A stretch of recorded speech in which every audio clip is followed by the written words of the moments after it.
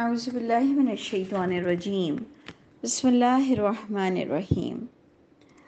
آپ کو یاد ہوگا کہ ہم حرام حلال کے بارے میں پڑھ رہے تھے۔ پہلے کھانے کے متعلق پڑھ رہے تھے اور پھر ایٹیٹیوڈ اور ہمارے طریقہ کار کے بارے میں ہمیں اویئرنیس دی گئی کہ معاملات میں کیا چیز حرام ہے اور حلال ہے، اور اس سے بھی پتہ چلتا ہے کہ بیلنس کتنا ضروری ہے۔ جہاں آپ اور میں کھانے پینے کے معاملے میں چاق و چوبند ہیں، ایسے ہی مجھ کو اور آپ کو دوسرے معاملات میں بھی کہ ہماری ذات سے کوئی ایسا حرام کام نہ ہو جائے جس کی وجہ سے ہم قیامت کے دن پکڑے جائیں۔ کیونکہ دیکھیں، حرام کام ہونا بہت بڑی چیز ہے کہ ہمارے اعمال نامے میں یہ لکھ دیا جائے کہ ہم یہ فلاں فلاں طریقے کا حرام کام کرتے تھے۔ تو ہم نے ڈیٹیل میں بات کی کہ نمبر 1 شرک تھا، نمبر 2 والدین کے بارے میں ڈسکشن ہوا، نمبر 3 قتل اولاد جس پر ہم نے پریکاشن کی بھی بات کی، پھر فحش کی بات ہوئی 4 نمبر پر، اور اس کی تقربو ولا تقرب الفواحش پر ہم نے غور کیا کہ دیکھیں کن کن چیزوں پر قریب بھی مت جانا، یعنی اس کی انٹینسٹی کتنی بتائی جا رہی ہے۔ پھر اسی کے ہی ساتھ قتل نفس، جو کہ بہت بڑا جرم ہے، قتل کر دینا بہت بڑا حرام کام ہے، کہ اللہ تعالیٰ فرماتے ہیں کہ ہمیشہ رہیں گے قاتل جنہوں نے قتل کیا بے وجہ کسی مسلمان کو یا کافر کو۔ بے وجہ قتل کرنے پر بہت بڑی سزا ہے، لیکن ادھر بھی ہم نے اللہ کی امپورٹنس آپ کو بتائی کہ ٹھیک ہے کہ اگر کوئی سیلف ڈیفینس پر، یا ہم نے آپ کو ڈاکٹر کا ایک ایگزامپل دے دی۔ یہ ساری جن لوگوں نے پچھلی کلاسز اٹینڈ نہ کی ہوں تو وہ ضرور دیکھ لیں کہ ہماری اپنی کن چیزوں میں رہنمائی ہوتی ہے ہمارے کیریکٹر بلڈنگ کی۔ تو ہمارے 5 پوائنٹس تو ہو چکے تھے، اب ہمارا 6 پوائنٹ آ رہا ہے کہ وہی مال یتیم۔ اور اتفاق سے کل جو ہماری منڈے کی کلاس تھی اس میں بھی مال یتیم کے بارے میں تھا کہ وہ پوچھنے آتے ہیں آپ سے یسألونک عن الیتامی،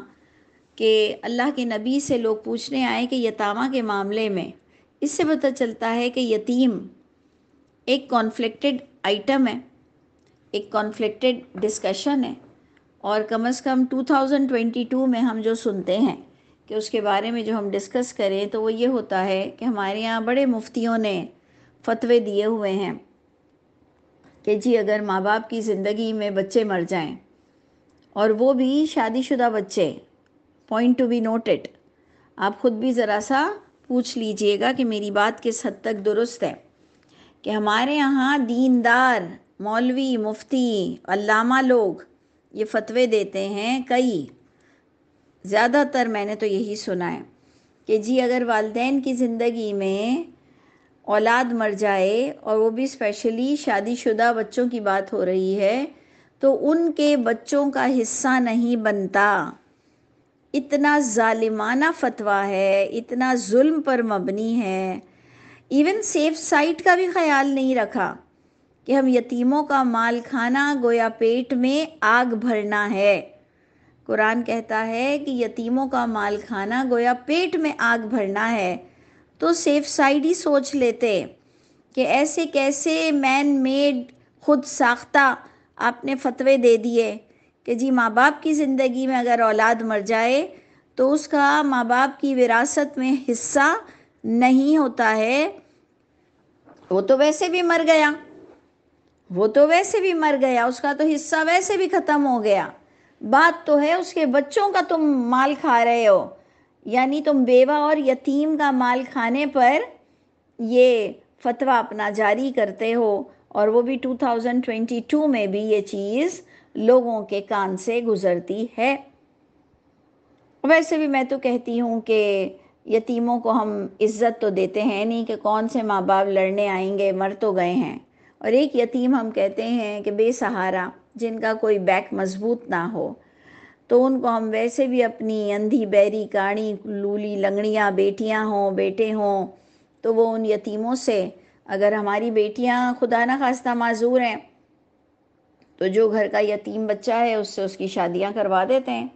یتیم کے بچوں کو ہم میٹرک سے زیادہ پڑھاتے نہیں، اپنی دکانوں پہ بلا لیتے ہیں، دکانوں پہ رکھ لیتے ہیں، ان یتیموں سے ہم کام کرواتے ہیں، اپنے بچوں سے تو ہمیں کام کرانے کی ہمت نہیں ہوتی۔ تو یہ ساری چیزیں ہیں یتیم کے بارے میں، اور ایکچولی کل ہی ساری چیزیں گزری ہیں، تو اس لیے میں آپ کو بھی بتا رہی ہوں کہ ہماری یہ زوم کلاس پر بھی ریکارڈنگ ہو جائے۔ آج جو ہے، کل کا جو ہمارا تھا وہ تھا اصلاح کرنا، جس پر یہ ساری باتیں اٹھی ہیں۔ آج جو ہمارا ٹاپک تھا 6 نمبر تھا کہ قریب بھی مت جانا مال یتیم کے، اور یہاں پر بھی اللہ آ گیا کہ ٹھیک ہے اگر تم خود بھی غریب ہو، یا تمہاری فیکٹری یا تمہاری دکان یا تمہارا بزنس، اب جب تم کو یتیم کو بھی سنبھالنا ہے بغیر پارٹنر کے، بغیر ورکنگ پارٹنر کے، تو اب آپ کو یتیموں کی ذمہ داری آپ پر بھی آ گئی، یعنی پارٹنرز پر بھی آ گئی، رحمی رشتوں پر بھی آ گئی۔ تو اللہ فرماتے ہیں کہ بالکل چھونے کی اجازت نہ ہو کر، اور پھر اللہ نے کہا کہ اچھا احسن طریقے کے ساتھ تم اس مال کو چھو سکتے ہو کہ اگر تم ان کا پیسہ اچھی جگہ پر لگا لو، اگر تم ان کے پیسوں کو اور بڑھا لو، اگر تم ان کے پیسوں کو اور سیو کر کے ان کو بھی پوری زندگی پڑھا لکھا سکو، تو اس سینس میں مال یتیم کے قریب بندہ جا سکتا ہے۔ تو یہ بھی وہ آیتیں ہیں جو اللہ کے ساتھ اللہ نے کیا کیا اجازت دے دی، لیکن اللہ نے زنا کی، جھوٹ کی، حرام کھانے کی، یعنی دوسرے معاملات میں کہ اگر زندگی بچانے کا کوئی معاملہ نہیں ہے تو حرام کھانا کتنا سخت گناہ ہے، اور بھی بہت ساری باتیں ہیں۔ تو یہ 6 پوائنٹ بھی ہم پڑھ چکے کہ مگر اس طریقے کے ساتھ جا سکتے ہو جو بہترین ہو، حتی یبلغ اشدہ، یہاں تک کہ وہ پہنچ جائیں اپنی شدید عمر کو، یعنی اپنی جوانی کو۔ اور اب نمبر 7 آ رہا ہے آج کے ہمارے سبق میں، جبکہ آیت تو کل سے ایک ہی چل رہی تھی،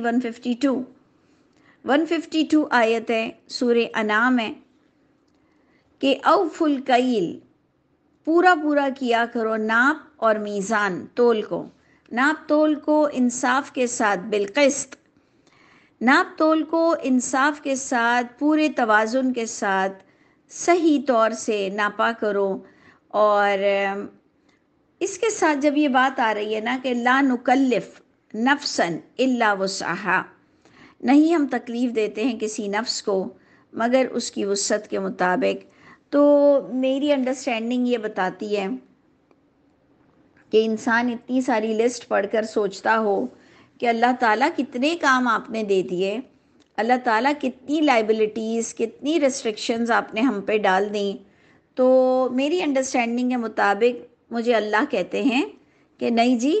کوئی ایسی بڑی تکلیف تمہیں نہیں دی ہے، لا نکلف، ہم کسی کو مکلف نہیں کرتے، ذمہ دار نہیں بناتے کسی نفس کو بھی، الا وسعها، مگر اتنی وسعت ہم نے تمہارے اندر ڈالی ہے کہ تم یہ تمام چیزوں کو سہ سکتے ہو، تم ان تمام چیزوں کو اپنا سکتے ہو، امپلیمنٹ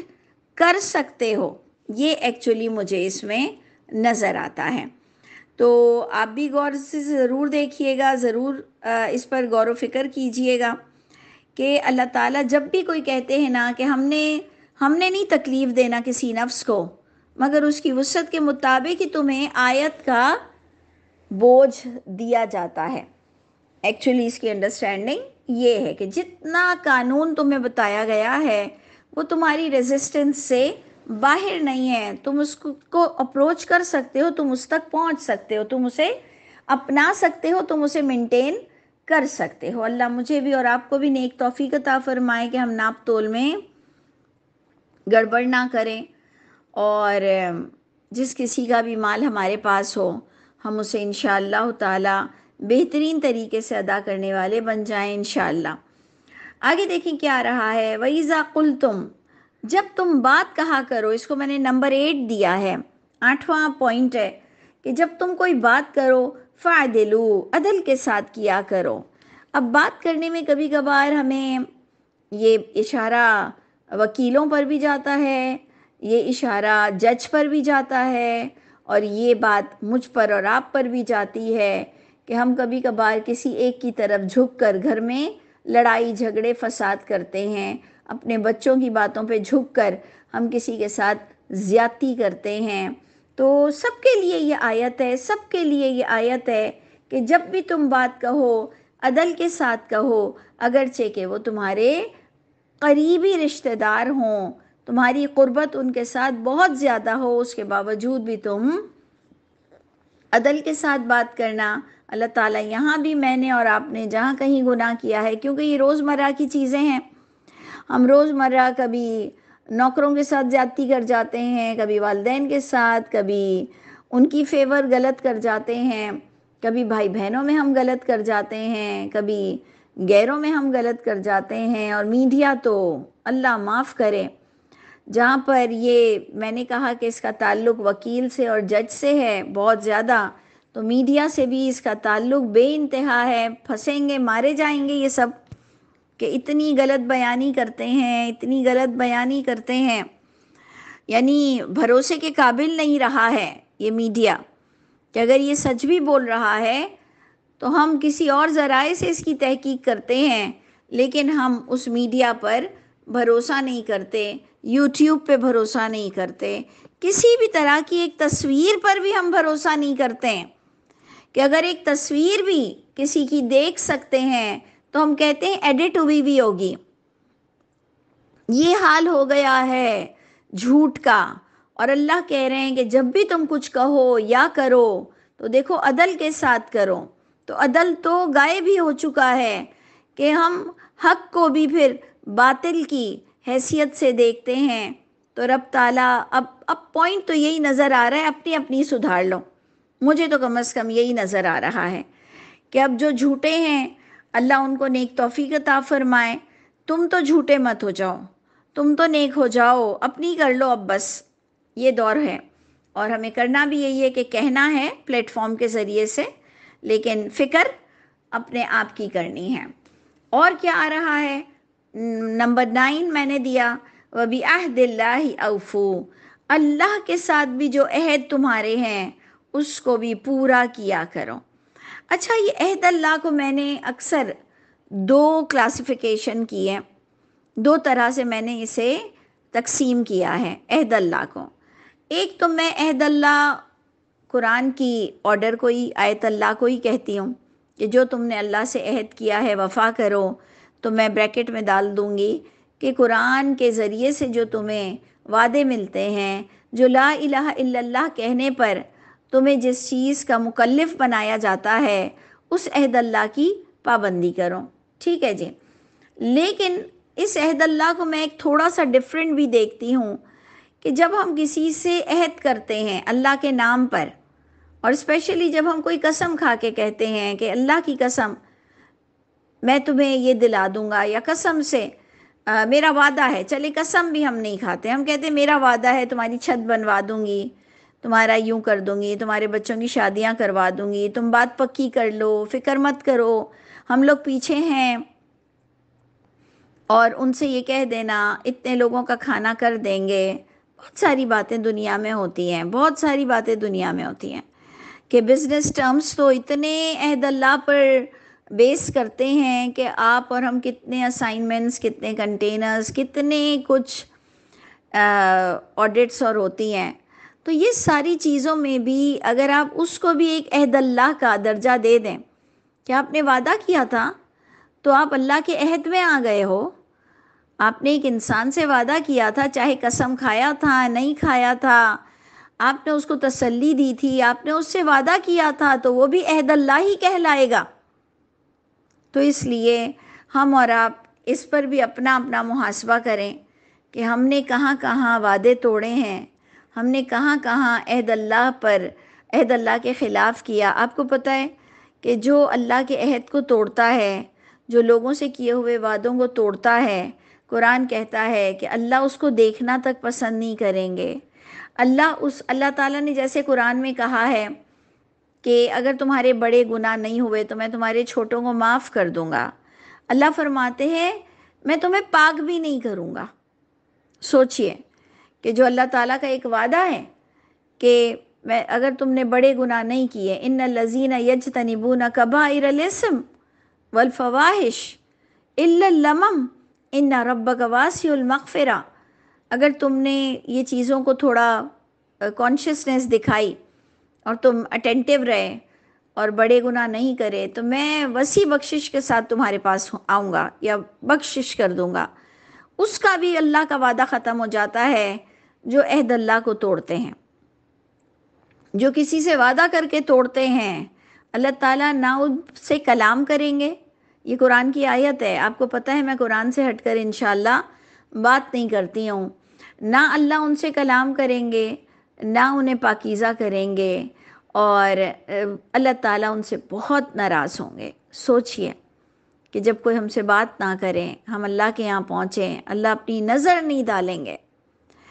رب تعالیٰ ہم سب کو ایسا بدبخت اور ذلیل ہونے سے بچا لیجئے۔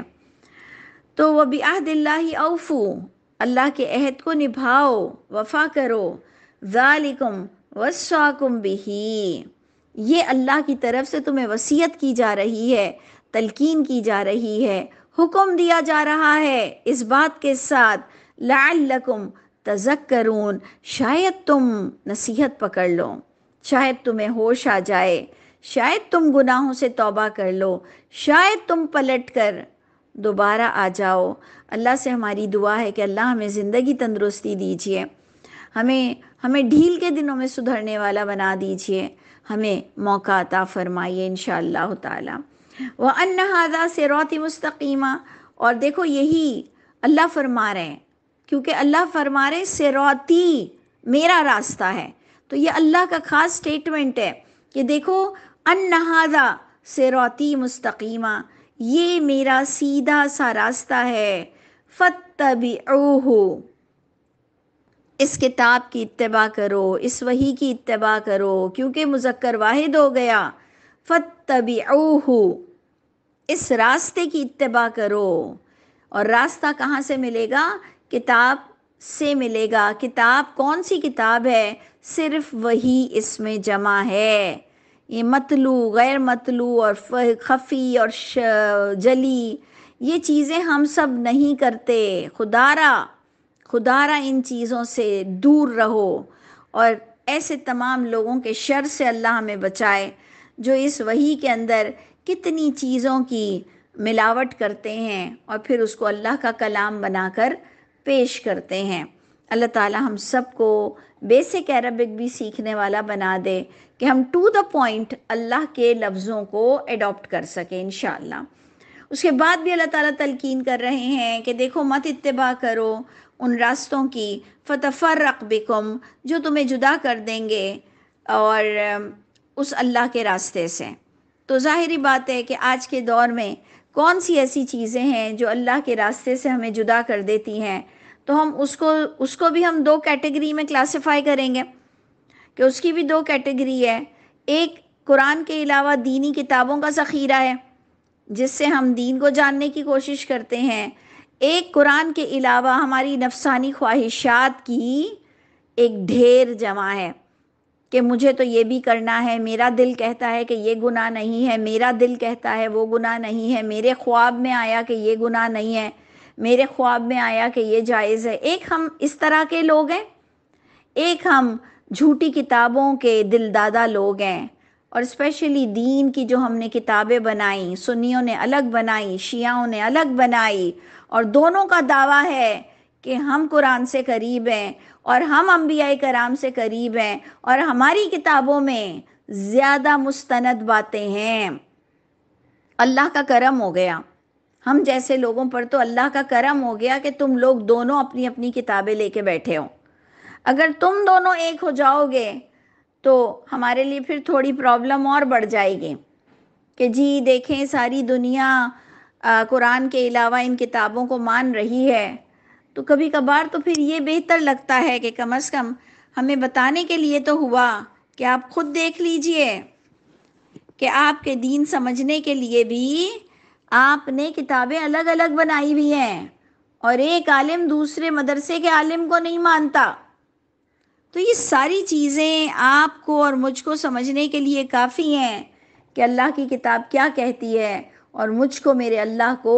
کیا جواب دینا پڑے گا. تو رب تعالیٰ ہماری برائیوں کو دور کر دیجئے اور ہمیں ہر سطح سے ایمان والا بنا دیجئے، ہمیں ڈھیل کے دنوں میں سدھرنے والا بنا دیجئے، ہمیں اور تھوڑا موقع عطا فرمائیے کہ ہم اپنی اور کریکشن کر سکیں انشاءاللہ تعالیٰ، اور زندہ بھی رہیں تو آپ کے پسندیدہ ہوں.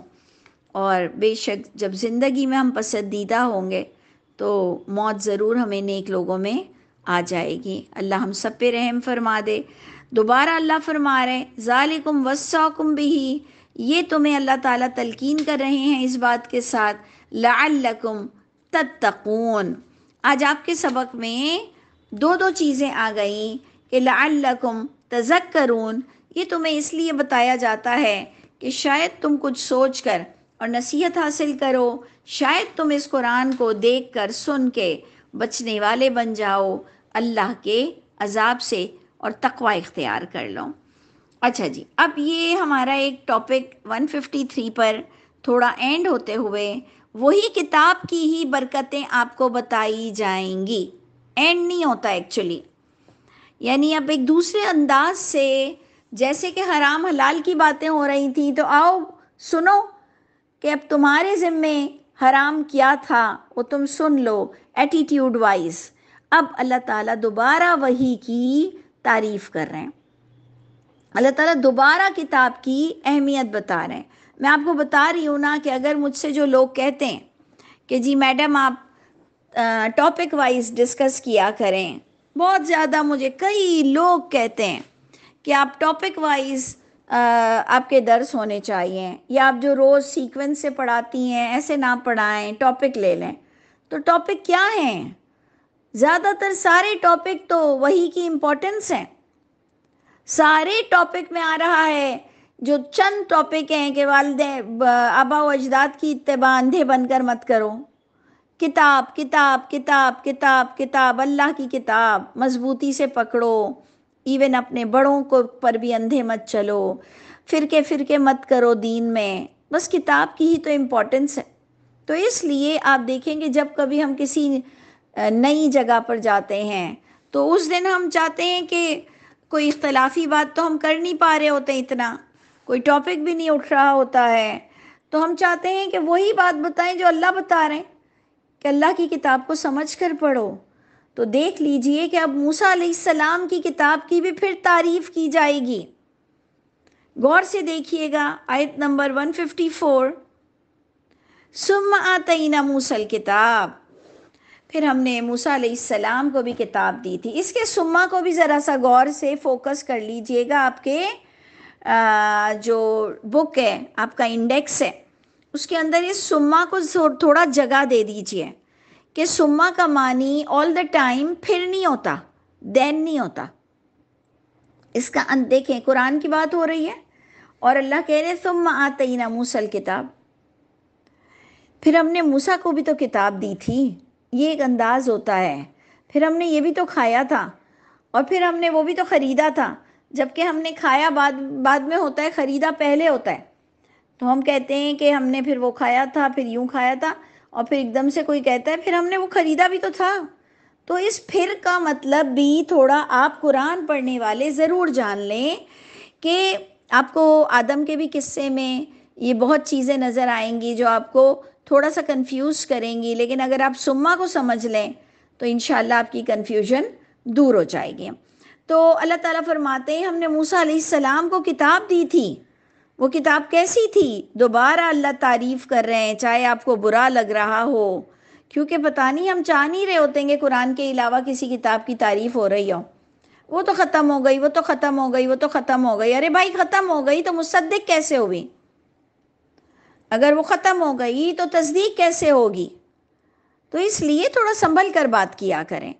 اللہ فرماتے ہیں موسیٰ علیہ السلام کی کتاب کیا تھی؟ تماماً، کمپلیشن، اس وقت کو کمپلیٹ کرتی تھی، بالکل کمپلیٹ کتاب تھی. کن لوگوں کے لیے؟ ہر ایمان لانے والوں کے لیے، جو اللہ کو چاہتا ہو، جو جنت چاہتا ہو، جو برائی سے بچنا چاہتا ہو. تمام کرتی تھی، نعمت پوری کرنے کے لیے تھی. کس پر؟ علی الذی، ہر اس شخص کے لیے جو احسن، جو حسن سلوک کرنا چاہتا ہو، اس کے لیے اللہ تعالیٰ نے اس کتاب کو کمپلیٹ رکھا تھا. وتفصیلا، اس سے بھی لوگوں کو بڑا غصہ آتا ہے اس الفاظ سے، اسپیشلی ہمارے حدیث والے بھائیوں کو، صحاح ستہ کے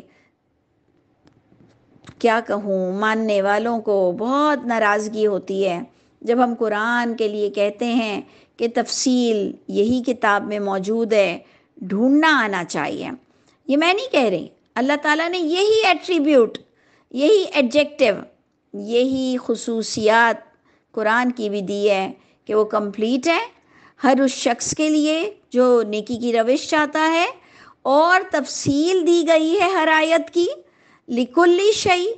ایون چیزوں کے بھی بارے میں جتنا سوال تم سے قیامت کے دن ہونا ہے. اور یقین جانیے یہ 3 الفاظ میرے لیے تو بڑی ہی نور اور رحمت کا سبب ہے کہ تفصیل لکلی شیء. آپ کو پتہ ہے کتنی چیزوں سے آپ کی جان چھوٹ جائے گی اگر آپ اس آیت کو سمجھ لیں. آپ کی زندگی کا بہترین دن ہوگا جس دن آپ کو یہ بات پتہ چل جائے کہ بس میں قرآن کے مطابق مجھ سے میرا سوال ہوگا. تفصیل لکل شیء. اللہ تعالیٰ فرماتے ہیں یہ کتاب جو ڈیفائن کرتی ہے ہر اس چیز کے چیپٹر کو جس سے تمہاری پکڑ ہونی ہے. اور یہ کتاب ہدایت ہے اور یہ کتاب رحمت ہے تاکہ تم اپنے رب کی ملاقات کا ایمان لے آؤ. دوبارہ پڑھیں اس آیت کو کہ یہ کتاب کمپلیٹ ہے ہر اس شخص کے لیے جو چاہتا ہے کہ میں اچھے کام کروں اور اللہ کو پالوں. اور اسی کتاب میں اس کو تفصیل بھی مل جائے گی کہ کتنے سبجیکٹ ہیں جس پر اللہ مجھ سے پوچھیں گے، اور یہ کتاب اس کو راستہ دکھائے گی، رہنمائی کرے گی، اور یہ کتاب اس کے عمل پر رحمت بنے گی، اور تاکہ وہ اپنے رب کی ملاقات کا ایمان لائیں گے کہ اللہ کے علاوہ کسی کے ہاتھ میں کوئی بھی طرح کی اتھارٹی اللہ نے نہیں دی ہے. اسپیشلی قیامت کے دن تو کوئی کسی کو بخشوا نہیں سکے گا. کیا یہ آیت اس آیت کے پیرالل ہم کھڑا نہیں کر سکتے ہیں کہ فَبِأَيِّ حَدِيثٍ مِّن بَعْدِ اللَّهِ وَآيَاتِهِ يُؤْمِنُونَ. کیا یہ آیت اور وہ آیتیں کہ اِنَّ فِي ذَلِكَ لَآيَاتٍ لِقَوْمٍ يُؤْمِنُونَ، اِنَّ فِي ذَلِكَ لَآيَاتٍ لِقَوْمٍ يَتَفَكَّرُونَ، اِنَّ فِي ذَلِكَ لَآيَاتٍ لِقَوْمٍ يَتَذَكَّرُونَ. یعنی آپ دیکھیں کہ 3 طرح کی آیتیں ابھی تو مجھے صرف میں نے آپ کو بتائی ہیں کہ یہ بالکل اسی کا آلٹرنیٹ ہے کہ یہ کتاب کمپلیٹ ہے، یہ کتاب کمپلیٹ ہے، اس کتاب کے علاوہ کوئی سوال نہیں ہوگا، یہ کتاب ہی میں اس کی تفصیل ہے. پھر کون سی حدیث کی گنجائش باقی رہ گئی؟ فَبِأَيِّ حدیث، کس بات کی کمی میں نے چھوڑی اس کتاب میں؟ نا قدرے لوگ، نا شکرے لوگ جن کو یہ کتاب کافی نہیں ہوتی، وہ پرلے درجے کے کیا میں کہوں کہ نا قدرے ہیں. اور اللہ تعالیٰ ناشکروں پہ اور بھی پلیتی ڈال دیں گے. اور اگر تم قدر نہیں کرو گے تو اللہ تم کو دینا بند کر دیں گے، تمہارا دماغ بھی چلانا بند کر دیں گے. میرا یہ ایمان ہے کہ جب میں یہ خدا نخواستہ کہوں گی کہ یہ قرآن میں سب کچھ نہیں، تو واقعی میرا دماغ بھی چلنا بند ہو جائے گا، کیونکہ نہیں ہے نا کچھ تو بس نہیں ہے. یہ میری انڈرسٹینڈنگ ہے کہ جب میں کہوں گی کہ یہ قرآن میں سب کچھ تھوڑی ہے کہ میں اللہ کو جان لوں اور میں جنت کا راستہ جان لوں اور مجھے کسی اور کی ضرورت نہ پڑے، اسی پر ہی غور و فکر کرو، تو جب میں اس کو ڈینائی کروں گی تو اللہ بھی میرے دماغ کو بند کر دیں گے کہ بھائی جاؤ، ہاں اس میں کچھ بھی نہیں ہے، جاؤ دوسری کتابوں سے متھے مارو اور کبھی بھی سیٹسفائی مت ہونا، کیونکہ اب سدا تم پیاسے ہی رہو گے. اللہ ہم سب کو اللہ کے نزدیک ایسا منوس اور ایسا بدبخت ہونے سے بچا لے. اللہ تعالی ہم سب کے حامی و ناصر ہوں. سبحان ربک رب العزت عما یصفون وسلام علی المرسلین والحمد للہ رب العالمین.